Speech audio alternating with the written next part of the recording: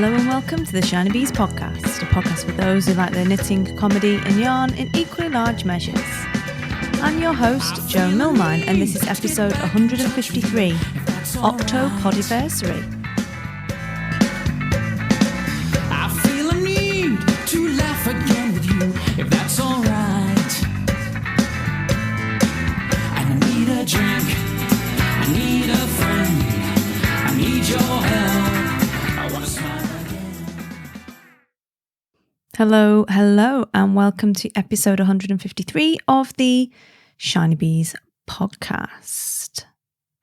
Today is July the 24th, 2020, and it is the Octopodiversary of the Shinybees podcast. That is, it is the 8th anniversary of the podcast's start in South Africa. I'm Jo, I'm your host still, 8 years later, here. Just about with you. And if you're a new listener today, wow, welcome into the birthday party, podiversary party. And if you are a returning listener, especially if you've been here since day one, I love you. Thank you for keeping on, coming back, hanging out with me, with my random chat week after week. And in between the times when the podcast isn't as regular as it has been. So yeah. Wow. Octopodiversary, 8 years, which is forever on the internet. I said this in episode 152, which came out on Wednesday, I think it was. And it's sort of crept up on me. I got a little bit confused. I thought it was the 24th of June initially, but it's not. It was the 24th of July when the pilot episode came out in 2012. At that time, I was living in rural South Africa, in Limpopo. The first, I think, 10 or 11 episodes are in Africa. There are one from my list today for you from that era. But yeah, I basically started my podcast in South Africa, in the middle of nowhere, the middle of wild at heart country, with warthogs on the lawn and a snake called Billy the Boomslang in the garage, and no idea what I was doing, and really expensive, really slow internet that went off when it rained. Luckily, it didn't rain that much. And just a bit of an idea, really, to chat and share ideas and entertain people. And the show has sort of meandered from there into various different guises. Sometimes it's been a little bit more serious. Sometimes it's been utterly ridiculous. Sometimes we've had perfume reviews off the internet as part of the comedy. Which is, a bit crazy. I should probably bring those back. There's got to be some good ones about sunflowers, about the bouquets. Interviewed some amazing people and had some really awesome opportunities and met some lovely, lovely listeners along the way, many of whom I consider to be proper mates now, proper friends. It still kind of blows my mind that I can be sitting in my spare room, wherever I am, if I've got a spare room, I've not always had one, and be speaking to people literally all over the world. That is proper bonkers. It's even more bonkers when you get to meet people from all over the world that you feel like and to be able to kind of come back, to be welcomed into your busy lives week after week. And even some dedicated folk who go back and re-listen to the back catalogue. I mean, wow. Flipping amazing. Although having listened to some of my back catalogue this week that I'd completely forgotten because I had small children at the time. It's not bad actually going back to that back catalogue. Some of the audio is a little bit ropey, I have to say. You laugh at it and you're like, wow, listen to that microphone. Not that I'm a total super techie now and everything else, but the sort of improvement as we've gone along has been really interesting as well. So thank you for being a listener, for talking to me, or for just hiding quietly in the wings and not saying anything, for accepting my flying hugs at yarn shows, for tagging me into comedy patterns, for just sending me a little note saying hi and that you enjoyed the show. I really appreciate it. I really do. I love talking to people. I love talking to listeners. Because I just wonder who you are out there, listening to me and who I'm keeping company. It's just, I don't know, it's a bit weird, but I like it. Especially when I'm driving a train with Marguerite. Like, who'd have thought I would get to, through my podcast, virtually? I've obviously not been in the train yet. I hope I do get to go in the train. Driven the longest all trains in the world in Australia. Like, that is flipping cool, right? So yeah, 8 years of the madness. And to celebrate that today, I have picked out my top 8 episodes of the last 8 years to share some bits of audio with you. So if you are new or you've not gone that far back in the catalogue, then these are some recommendations of where you could go. And if you have listened to the back catalogue, I mean, I was the person talking about this and I forgot I was chatted up by a 4-year-old on a train, but apparently that happened. Like, you could go back and treat yourself to a little binge this weekend maybe and listen to some of these episodes again, because some of them are 5, 6, 7 years old. You're gonna have forgotten about them. I mean, I did, like I said, now I was there. So I've put some of these together, some of my favourite parts to just, celebrate it, bring back some good old stuff, make you have a bit of a giggle, hopefully. And just 8 years. Wow. So grab yourself a gin and tonic or a rooibos or whatever you want, really, and your knitting, and we will crack on with the show.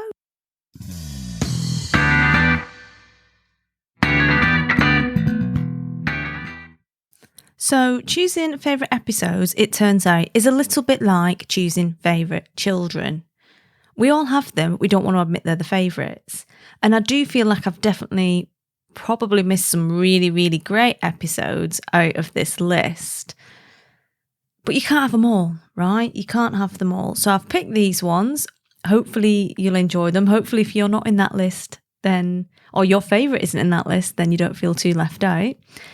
But yeah, we shall see. See what you think, basically. So my number one favourite episode of all time so far in the last 8 years is episode number 36, which is called The One with the Circus Music and a Trip to New Lanark Mill. Obviously wasn't doing too much with the SEO in the titles back in episode 36, but basically this episode recounts a bit of calamity, and they are my favourite episodes for sure. A bit of mild calamity, especially for the hostess. It just makes everyone happy. It does, laughing at someone else's mild misfortune that they're obviously not too cut up about makes everyone feel good. Also, recounting the vast array of things you can find by the side of a motorway in the northwest is also quite funny, it turns out. So you can stand by for this one, and we have some audio from episode 36. And basically I had to walk down the side of the motorway to one of the orange phones, because I've never broken down on a motorway before. But in the UK we have these orange phones that are every a certain distance, and you basically go and call them up, and they come. Well, I never knew this, but they come and get you off the motorway for a fee, but they'll only pull you off the motorway and then leave you. So essentially they're pretty useless. But you have a finite amount of time to remove your vehicle from the carriageway, because it's obviously the hard shoulder's there for a reason. I mean, it is for broken down vehicles, but generally it's sort of, you don't want anything in there. And you don't want to be in the car because they quite often get clipped by lorries. So I walked down the hard shoulder, and it was probably 400 or 500 metres away. On the way, I can only say, was an array of random junk. Now, there's the usual things that you get by the side of the motorway. An odd shoe.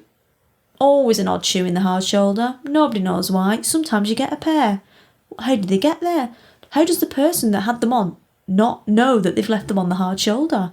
Is that a place where you put shoes when you don't want them anymore? Is that where shoes go to die? Nobody knows, but they're always there. Have a look next time you're driving. I've driven many, many miles since I passed my test, and trust me, there are loads of them. There was the obligatory Blue Wicked bottle with some Blue Wicked still in it and not urine. There was also a random dressing gown. And the most random object that I came across on my 500 metre walk on the Lim interchange? 2 green patio chairs, one of which still appeared to be fully functional. At what point do you think, I don't want these patio chairs anymore because now I've only got one? I'm going to get rid of them, I know I'll wasamate the car on the limb interchange. Crazy. So I spoke to the very nice guy and walked back. Basically, long story longer, we had to ring Johnny, our mate from the RAC, to come fetch the car. And yeah, it was pretty dead. So he hooked us up to his RAC van. And what I never realised about RAC vans is they're a transit van, but in the back, they've got this full-on trailer. It's like a transformer. It turns from just an ordinary RAC van full of tools in the back, and it's sort of like, and it turns into a ramp and your car goes on the back of that. It's really cool.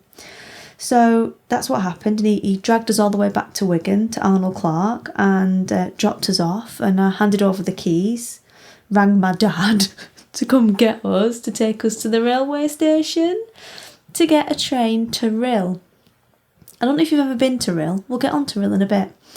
But yeah, we ended up then, because it was a 50-minute wait for the train to Rhyl, sat in Wigan Central, the bar underneath the railway station that we'd planned to go and visit at some undetermined time in the future, having ourselves a pint and a pork pie, because that was the only food they did, and it was like 4 o'clock and we'd eaten nothing since breakfast. So we merrily went on our way. At this point, Gemma is still stuck in Chester on her own, waiting for us who have no car because it's completely knackered, who are on the train to Rhyl, not even going through Chester, trying to figure out what's going on. So luckily she managed to get a train to Rhyl prior to us, and ended up hanging out in the car park with Steaders in Morrison's car park, waiting for us to arrive. Knitting still does get me in quite a bit of trouble, I have to say. Do love an adventure, do love being stuck on the side of the motorway. Still got that bloody car as well. It's been crashed into a couple of times since then, but the engine that they put in to replace the one that blew up was and has been fully functional since, which is pleasing. On to number 2, which is episode number 3, the C word. And I can't remember whether I was talking about crochet or Christmas, but we are talking about the C word in this one. And I really enjoyed it because it was one of my first plays with the idea of a pattern pick, which became a really big part of the podcast thereafter. And it made me giggle listening to the sound effects on it. I was trying so hard, bless me, like with my sound effects. And yeah, like I said, the first foray into pattern picks. So here we go with episode number 3.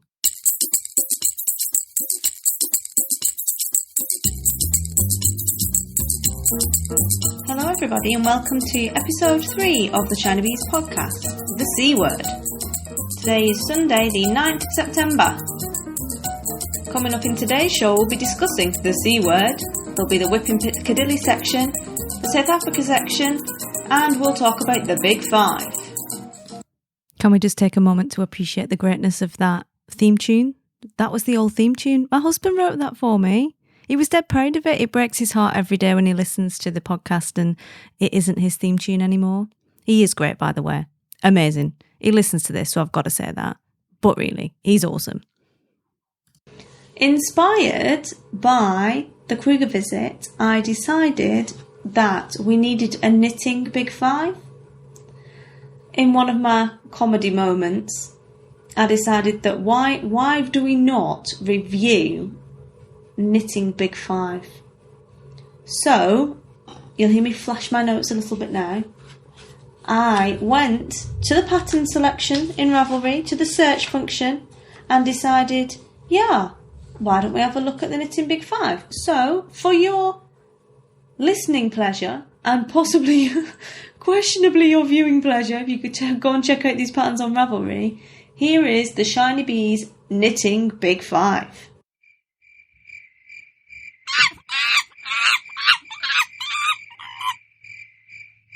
Obviously, if you want to hear the whole of that pattern pick, you're going to need to take yourself over to episode 3 and have a listen there. I will put links to all these episodes in the show notes for you. Number 3 then. My top 3 favourite episode is an interview episode, and it's one that I did fairly early on. It was a pretty big deal to me because this designer hadn't done any interviews prior to doing this one with me, and I am a long-time fan of her work and I thought she's awesome. Was really excited to chat to her. The interview was with Kate Davies, and it's called Making It as a Knitwear Designer, an interview with Kate Davies. And she has some really cool, smart ideas. She doesn't sound at all like you think, because she's a northerner. She's not actually Scottish. So that's a little bit of a kind of confusion when you just expect her to have this little wee, lovely Scottish lilt, and she's a full up, I think she's from Rochdale. So she's full up northern, really smart lady. And I really enjoyed this interview. Full disclosure, I nearly completely porked this one because I had my old laptop. I've still got that laptop actually. My mother-in-law gave it to me, and it used to get really hot because I'm not that person that files things in files on a computer. I just scatter them everywhere and use the search function. That's what it's for. As long as I use a sensible naming function, I'll be able to guess what I named something. Fine, right? Apparently not. So the fans were going like the clappers, and I didn't realise till after the episode that it had a ton of background noise, and I had to basically beg the podcasters of the UK to help me fix it because I had no idea how to get this horrible fan noise out. So that was a lesson for me, like, don't press on, get your environment right when you're gonna make a podcast, especially if it's someone that's never agreed to one before and you're proper starstruck. Like, don't cock it up, Joe. But it got fixed, certainly well enough to hear it properly, and luckily it was only on my side of the audio and not on Kate's. But here's a little snippet from episode 34. Well, so I started blogging in 2007, which actually was quite late for a lot of knit bloggers. And certainly when I started blogging, there were an awful lot of knitting blogs around, far more than there are now. Yes, I miss some of the old ones. But yeah, in 2010, I had a stroke, a very serious stroke, and I was paralysed on my left side. And it was suggested to me that it was going to be very difficult for me to go back and work in a demanding academic job because of my mobility issues and issues with my balance and my hearing and so on. So I had to have the inevitable conversation about what I was then going to do with my life. And I just said to the occupational therapist, well, I think I'll just sell knitting patterns, you know. I'd already released a couple of patterns, but certainly never thinking that this is what I'm going to have to do to make a living. So, but that's what I did. And the business kind of grew slowly because I was having to spend a lot of time focusing on my recovery. But as I have recovered, the business has grown, and it's still growing now. And it's now in the, I'm now a small publisher. I've got two knitting books published, and I can combine, I suppose, the things I really enjoyed about academia, which is the research and the writing, with the other stuff that I used to enjoy as a hobby, which is the knitting and the designing. So, yeah, it's the best of both worlds, really. Yeah, definitely. And it's something that comes through, I think, in your books in particular, is that research aspect. It's something that stood out for me in Yokes, is the depth that you got into in looking into the story behind the designs of that you'd chosen to kind of feature. Yeah, well, that's very important to me. I think there's no point doing something unless you understand the background behind it. And knitting is historically, I think, has been under-investigated and under-documented. And there are so many amazing things to find out about it. I don't think I'll ever stop learning new things and finding out new things, or ever lose that appetite for discovering, new things about knitting. Yeah, I really love the research, and I really enjoy writing, which I know a lot of people don't do. But to me, that is just pure pleasure, really. So number 4 then is another interview episode that is a favourite. I've interviewed this person twice, and I always really enjoy interviewing and talking to this person about knitting because she's super smart, knows tons and tons of stuff, and she's just really sensible and committed to making a great product, regardless of, maybe like the more super businessy, hardcore monetary aspects or commercial aspects or whatever. Like, her products are always really, really beautifully done.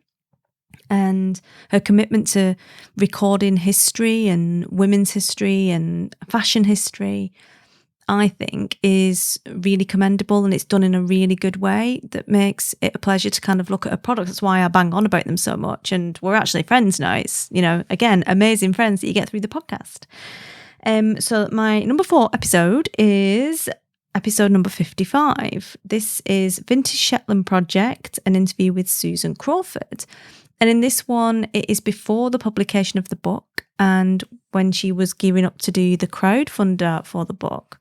Loads of stuff happened between that and the book coming out, which you can hear about in a later episode interview with Susan after the fact, when the book had been published, and we were talking about some stuff on there. But in this one, I really loved her attitude, and the enthusiasm for the projects and the books that she's written really shines through, as does her enthusiasm for fashion and knitwear. So episode 55, yeah. I think because we're in a creative, well, we consider ourselves in a creative area, maybe sometimes we're a bit reluctant to acknowledge that we need to also be practical and sensible over the money side. It's something that we don't really want to think about, maybe. And I think that's a big mistake. It really is. It over the years, I have realised how I have approached it purely from one direction and not from the other. And to run a business of any type, be it a creative enterprise or a non-creative enterprise, you have to think of all the different bits. And if you want to do this for a living, you have to be in charge of the monetary side as well as the creative side. Yeah, absolutely. But then, finances is a part of life, isn't it? And I think sometimes we get quite excited about something and we know people will love it and we just want to get it out there for people, and it's very easy to get swept up. Oh yes, I'm probably more guilty of that than anybody, to be honest with you, because certainly neither of the Stitch in Time books or the Vintage Shetland project ever set out in any way to be commercial. It's not what comes into my head at all when I set about doing a project of this size. I mean, volume 1 took 2 years to write, volume 2 took 3 years to write. Vintage Shetland is up to now taken over 4 years to write. So they're not really what you would consider to be commercial projects, but it's trying to find a way, I suppose, of making them viable and still being able to do them, because you could not approach a publishing house with something like Stitch in Time books or Vintage Shetland project and expect them to support it when you know it's going to take years and years of work and potentially, cost so much to produce. So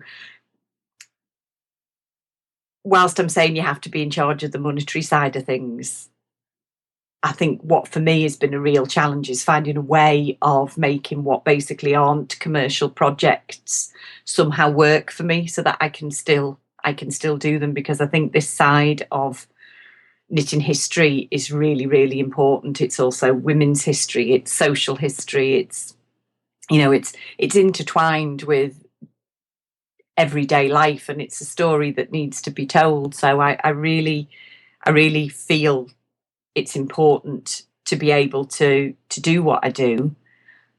But I say at the same time, I know that if I'm realistic, I know I can't do it any other way than the way that I'm doing it, which is not the most financially sensible.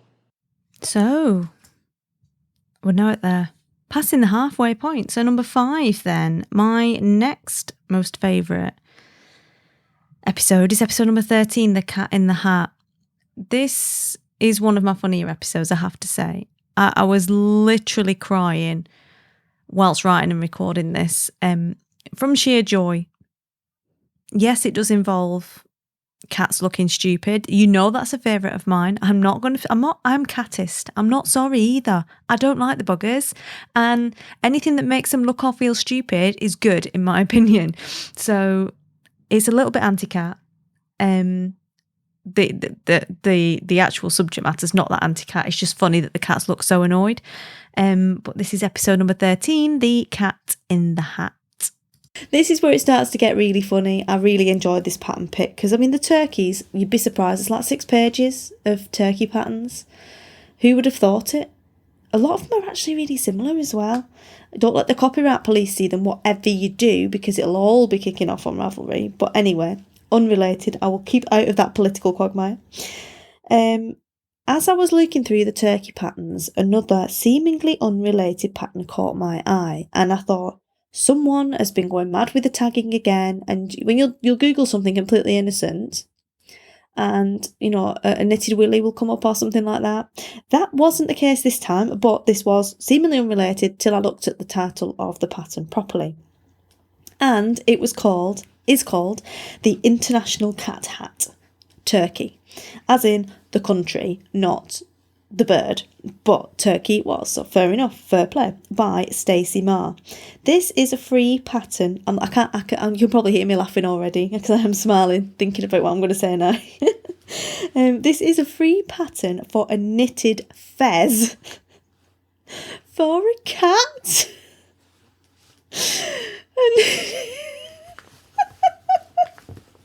I'm sorry. The picture on the project page is of a stripy ginger cat wearing a vest, looking more than a little bit sinister. The blurb, I just love this, the whole idea. The blurb simply says, "What cat doesn't need a fez?" I'm just like, well, most of them, probably, judging by your cat's face. And 53 projects on Ravelry. Not all of them have done a fez for a cat. Some people have made like miniature fezzes. Is that even the right plural, fezzes? Miniature fezzes for themselves, for like fancy dress and things. Some people have made multiple versions for their friends' cats. And clearly, we always get it in there. There is one token dachshund in a fez. Why is it always dachshunds? I feel really sorry for them. They look daft anyway, but they just seem to be one of those breeds that people decide to dress up in random stuff. And this time it was a fez. Now, this was awesome enough by itself. I got a lot of value out of this. I'm still laughing at it now. But then I realised that wasn't the only cat hat pattern that she's done. She's done a little Santa hat, which should be, for next month. That'll be amazing. She's done a little cowboy hat. She's done a balaclava. A balaclava for a cat. I'm sorry, but when you see the picture, you'll see what I mean. It's got ear holes so that the ears can stick out. But then it's got like a one big eye hole. And this cat's face is just squashed into the eye hole. I can't believe I've got this balaclava on. The face hole is just amazing. It's so funny. So funny. But my number one favourite hat that she's done is called My Pimp Paw is Strong, which is a purple crocheted pimp hat, complete with a zebra print band and a white feather. And if that wasn't enough, because it is awesome, it's that stereotypical pimp, but it's also got on some crocheted bling. It's got cat bling on, crocheted cat bling in yellow fur for a cat. It's just brilliant. I'm not sure at what point you think my cat needs a hat of any description. Clearly, Dr. Seuss, Cat in the Hat. Jamiroquai, Cat in the Hat. Cat in the Hat. Yeah, speechless. What amazes me more is that they can actually get the cats to sit still and wear them long enough to take a picture, because that's not the impression I get of cats generally.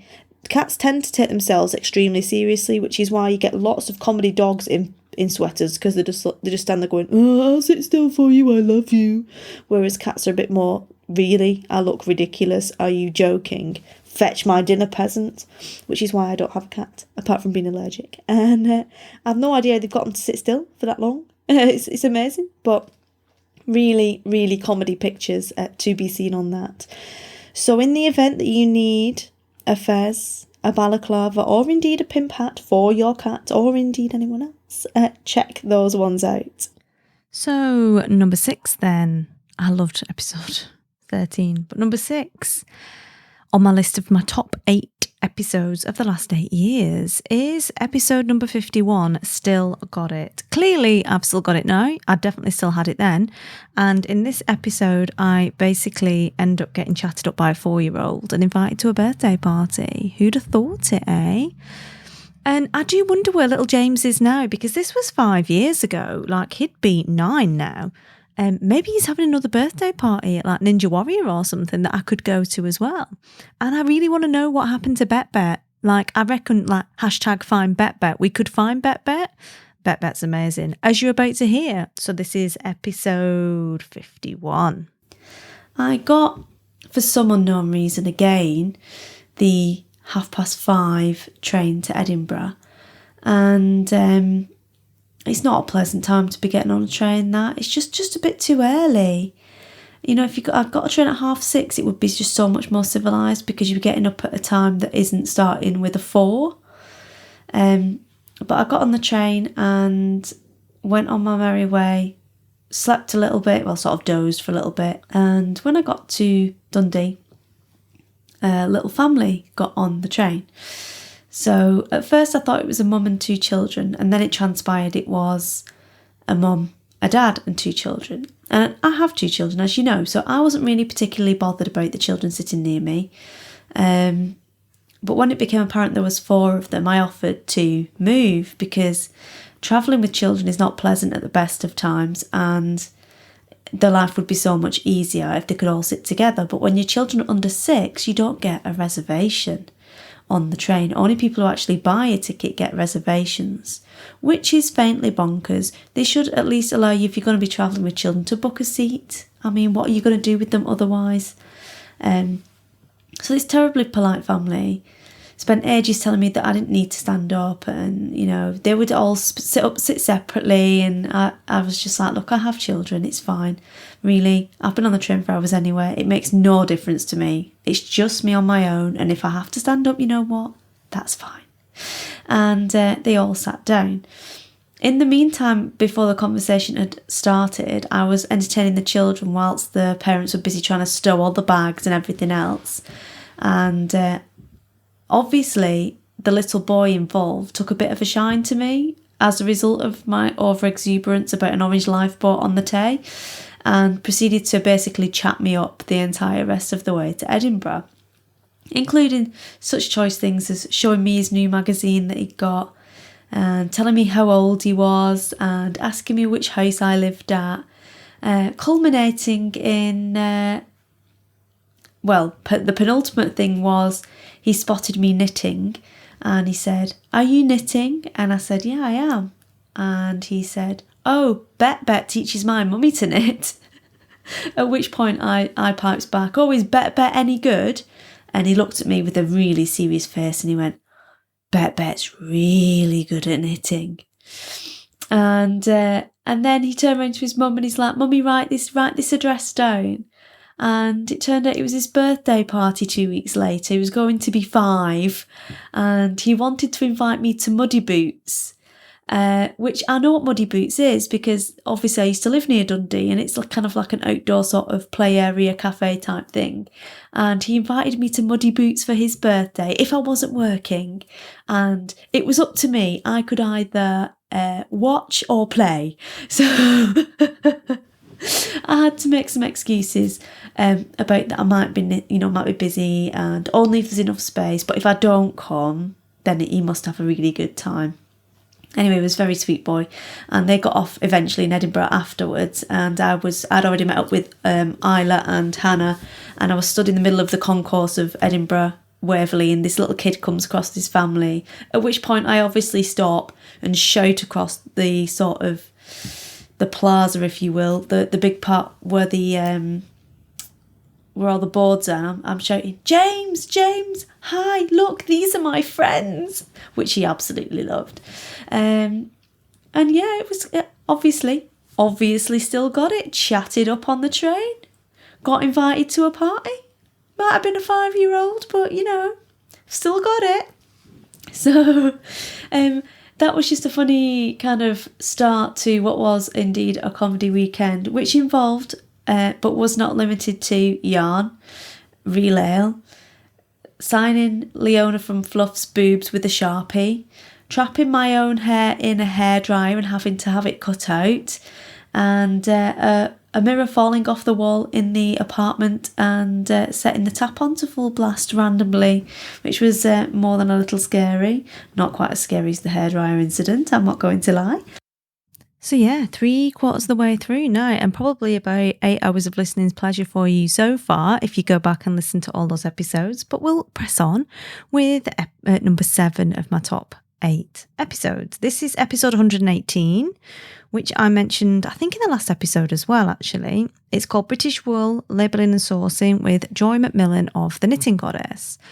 Knitting Goddess yarns were one of my first yarns that I got into when I got into hand-dyed, and I've always liked Joy's work in her dyeing, especially she had a load of Terry Pratchett colourways that I absolutely loved. She's a delight. She's really good fun, really witty, really smart lady, and I like her commitment to using local wools and spinning some of her own yarns to use. Her Brit sock yarn is amazing, really, really lovely blend. So definitely check that out. And I wasn't sure what to expect because I was expecting it to be quite a chatty episode, and it was a very chatty episode, but it got like really interesting and debatey really quickly, not in a horrible way, in a great way. Like, she's a really smart lady. That's what I would expect when two smart ladies get together, for sure. But yeah, in this one, she talks all about her commitment to moving towards more local wools and really celebrating that and the welfare and everything else that goes along with it. But she can tell you more about that and about how you can make sure that you are asking the right questions about your yarn if that's something that you want to prioritise in your yarn choices. So this is episode 118, got your number, and it is British Wool Labelling and Sourcing with Joy McMillan. And it is something that people are getting more interested in and are spending more time finding out about these things. And you've talked a lot about doing that research and figuring out where stuff is coming from and the backstory. But a lot of people listening probably don't know where to start with that. So how did you get into that when you decided you were going to move away from these overseas spun yarns and move a lot closer to local stuff, UK-based stuff? Where did you start learning about all of this stuff and getting that information from? We started asking the mills we were dealing with, and we were really, really lucky in that we had a good relationship with John Arbin, who is lovely and who spins our bit sock, and hopefully who will always spin our bit sock. But there is a good wool industry in Yorkshire, and things are local, and stuff comes in from all over.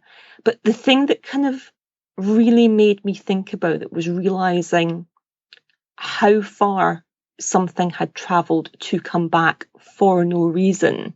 Yeah. And that's why something like you say, you would buy Falkland yarn, and I'd completely support that because there's so many good reasons to do it. And I think because it's such a quality product, you see it labelled as Falkland yarn. And that's fab, because if you buy Falkland wool, you know what you're buying. Yes. And that's great. You've made that informed decision. And as you say, they don't dip the sheep. There's very few pesticides and stuff used. It's a fantastic model. And it would be great to see more of that in the UK as well. So there's no one perfect thing. I think if you're buying yarn, I think your first line is speak to the person who dyed it. So go and ask the person who stood there behind a stall, where did it come from? And if they don't know, that would ring alarm bells to me, because there is a lot of crap out there. And if you don't know, then the odds are your yarn could have come from anywhere. We get daily emails from people in China going, oh, we have all this amazing stuff, please buy it. That's not yarn that I want anything to do with. Some of it's a welfare issue. I think animal welfare matters. You know, things should be treated well. And if you're buying something at ultra cheap prices from the other side of the world, you don't have that comfort. Whereas the UK farming industry isn't perfect, but there are standards in place. And the same with Falkland wool. You know, again, there are standards in place that protect those animals. So I would say go and speak to the people or ask them online. People who care about where their stuff from will be delighted to bore you to death on the subject, as you can tell. And people who don't know, I think it's probably time that we all took a bit more responsibility and we actually cared about what we were putting into dye pots and selling to people. Love that episode. I love how Joy isn't frightened to have the difficult conversations. She's brilliant. Anyway, number 8. The last in my top 8, but by no means least in my top 8 by any stretch of the imagination, is episode 120. This is called Rusty Ferret with Leona Jane of Fluff. And I wouldn't like to say I had favourites in the yarn world, but I do, and Leona's one of them. So she is absolutely bloody brilliant as a person. She is such a big personality. Every room you go in, I feel like, for me personally, she's just a massive, ball of energy. She's just so positive and fun and just such a huge personality. I love her. She's just so much fun. She's so much fun. One of my absolute favourite people. So pleased to call her a pal of mine, and she is my big wee pal. She's definitely my big wee pal because she's taller than me by about a foot. Like I'm at boob height basically to Leona, and she's just fantastic. I don't have enough positive things to say about her, and she'll be sat there now going, "Oh, Shiny, shut up," in a proper Scottish accent and not my fake. Despite having Scottish heritage, bad Scottish accent. My accents are terrible. I've been trying to do them for 8 years now, and I'm still crap at it. Anyway, made for girders. I can't do it. I can't roll my eyes. I so wish I was more Scottish. Anyway, so excited by the old back catalogue. It's cheered me. Didn't need cheering up, but it's just lifted my spirits so much listening to old stuff that I made. And thinking about Leona, actually, she makes me giddy just thinking about her. She's just such a fantastic person. You should definitely check out Rusty Ferret Yarns because it will make you a fantastic person too. But here she is with episode 120. So I sold my old phone for 50 quid and bought 50 quid's worth of blank yarn and some dye, and that is pretty much where Rusty Ferret started. And yeah, loved it. I didn't realise how much I would love it. It started as a necessity, but actually it was what I needed to kind of reinvigor my love for the business, if that makes sense. Mm-hmm. So that's where Rusty Ferret started and why Rusty Ferret started. Yeah. But that's really cool. Like you said, you don't want it to be like a kind of a self-pitying story or anything, but it just shows you, like, you can take something and just go, you know what, I'm just going to give this a bash and literally start with nothing. Yeah. Well, I had this, I remember talking to my friend Morag and Mark, my now husband, and I don't know why I said that like that. It's just really odd to call him my husband nowadays. So bizarre. I remember sitting in the living room talking about it and how it was going to work and try to convince myself that it would work. So I would just talk it over and over and over and over again with anybody that would listen. And I had this pyramid scheme in my head, but upside down. So like I would start off with my 50 quid's worth of blank yarn and sell it and then like double it. And then it would just kind of spread out like a pyramid scheme. So in the end, I would be like a millionaire, basically, was my plan. Not a millionaire. No, but it like you reinvest in your profits. It's not really a pyramid scheme because they're kind of a little bit dodgy. Yeah, I know. Let's not call it something dodgy. Let's call it what it is. You reinvest in your profits into your business to make more money, and then the amount will grow as you buy and sell more yarn. Obviously, there'll be more profits, and then it will grow outwards. So it'll bloom rather than pyramid. Upside down pyramid. I'm sticking with my pyramid scheme. I know, you're crazy. You know, which is a solid way to get started. It shows you can. I mean, are you going to have the economies of scale and everything straight away? No, but it shows you can get started by selling an old phone and cracking on from there with it. Yeah, which is really inspiring. I was kind of amazed at how well it worked. I'm very much a pessimist and a doom and gloomer, and it's same as the shop. The shop was going to be open for a week, and I was going to be closed. And it's coming up for Fluff's 4th birthday. Mm-hmm. Jesus. But yeah, so I had no expectations of Rusty Ferret taking off like what it did. It was quite scary, quite weird. It's still quite weird. Because, like, you look at people like the Countess and Travel Knitter, and, you know, you kind of hold them on a pedestal almost, and it's weird when people treat you like that. Does that sound big-headed? I didn't mean that to sound big-headed, but, you know, when people speak to you and you're just like, but I'm just me. And it's the same like Helen and Lindsay, they're just them, but you kind of create this kind of thing. Oh, I don't know what I'm trying to say. But yeah. People are appreciating your art. Before you were selling yarn, and that's cool, but you've actually like made this yarn. With more creativity gone into it. Yeah, I feel like it's like a part of me. I could have totally gone to Duncan of Jordanson. It's like a part of me. And I feel like with every colorway, I'm putting out a part of me into the universe. Mm-hmm. Don't put that.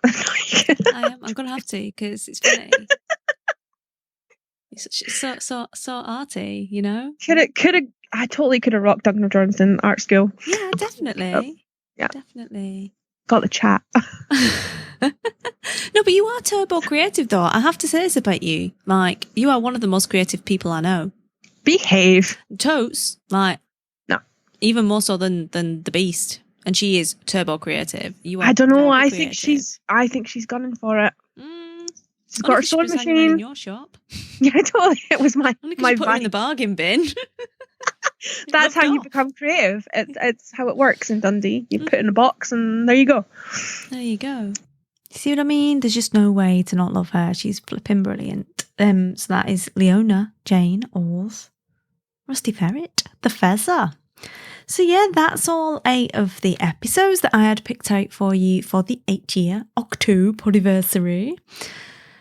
And yeah, what a ride it has been. I've really, really enjoyed going back through some old episodes and rediscovering bits of audio that I'd forgotten I'd even created, stories that I forgot had even happened.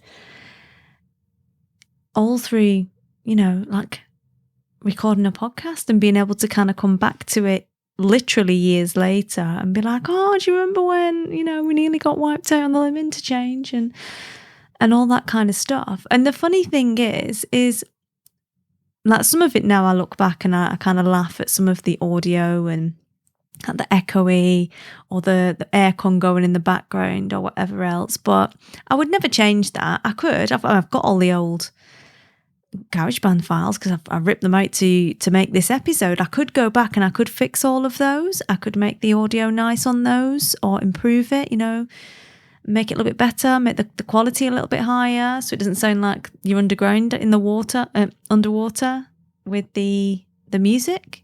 But I kind of feel like that would be taking away some of the story. And I'm a big story person, as you know. And there was a very good reason why those episodes were the way they were. And a lot of it was to do with, you know, bandwidth of the internet where I lived and making it accessible so people could download it because the internet was very expensive in South Africa at that point. And wasn't, you know, everyone was still using Blackberries. You know, the iPad had only been out for 2 years. We didn't have, you know, like Apple Watches or any of that guff. Like, we had none of that. You know, I was literally using a Blackberry. Didn't even have Instagram. That's how long ago we're talking, you know, forever in internet years. And I just feel like if I did go back and kind of remove the roughness, it would remove part of the charm and the story and the journey from knowing nothing, I'm still not an audio engineer. I know enough to make it sound nice, but I'm certainly by no means an audio engineer. through all of that learning process that happened really organically. Like, I never took a course on podcasting. I taught myself everything I needed to know and just tried stuff, just experimented and tried stuff, which is what we do in knitting a lot of the time. There are no hard and fast answers. You do sometimes have to wing it and try things, even with a pattern, even with guidance. You still put your own mark on things. It's still part of your own creativity. You still choose your own yarns, and it's still your own tension, even if you use the yarns that are called for and you follow the pattern to the letter. It's still your hands making. It's still something that is different to everyone else who will have made it, and I feel like that is the same with the podcast, really. So it's going to be interesting where to go from here. I've spent basically all day doing this when I was supposed to be building a website for my podcasting stuff, because I'm most of the way through writing a book on it, and I'm just so super grateful to podcasting for everything it's given me, and I want to help other people do it too, because it's really not that hard. Like, if I can figure it out in the ass end of nowhere in Africa, like, it's not impossible for anyone else to do it. And I feel like there's so many more stories out there that need to be heard, and it doesn't matter how big your audience is or what you're talking about. If you've got something you want to say, then you can do that through podcasting. And I think we should. I just love it. I love the idea of being able to be anywhere in the world in someone's ears and keeping them company and making friends and being inspired and getting ideas. It's all really good. It's been a super positive experience for me, which is why, I'm starting Podcasting Unpacked, and I'm going to put all of that knowledge and experience down so that I can help other people. Because I'm like, the minute I find out someone's starting a podcast, I'm like, yeah, you could do this, you could do that, and get it done, get it out there into the world, and sharing your messages and your stories or whatever else you want to do. Especially now, especially at the moment, especially with everything that's been going on over the last kind of 4 months. The podcast again has been a way for me, isolated in my little house instead of isolated in my little bungalow in Africa. It's been a way of reaching out and talking to people, other people who are isolated as well. And a lot of it has just been general chit chat. There's no knitting shows. Like, everyone's a little bit got their head up their ass. Like, no one knows what's going on. But it's just been a way of, checking in with people, and you've appreciated it because you've told me, and I've appreciated just being able to have that little bit of time to kind of share with all of you, really. So yeah, where does the podcast go from here? I'm not sure. There's going to be some more interviews for sure. I enjoy the chat, and other than that, I've got no plans as yet. Definitely, if you have some requests, then let me know. Definitely keep your eyes out for Podcasting Unpacked, because that is a thing that is happening. The book is happening. The website was supposed to be live by today, but we can't, you can't do everything. The world happens, life happens, and it'll get out. It'll come into the world when it's ready. So yeah, super, super excited. So from my lovely little knitted, cold, dead, wooden northern heart, it's not cold, dead or wooden, clearly you can tell it's not, but from me to you, thank you for listening. Thank you for being with me for the last 8 years. I super appreciate it. And, goodness me, we could even get another 8 years out of this podcast yet. Who knows? But have a lovely week, my friends. Have a lovely, lovely weekend. Happy crafting. And I will speak to you again soon. Cheers.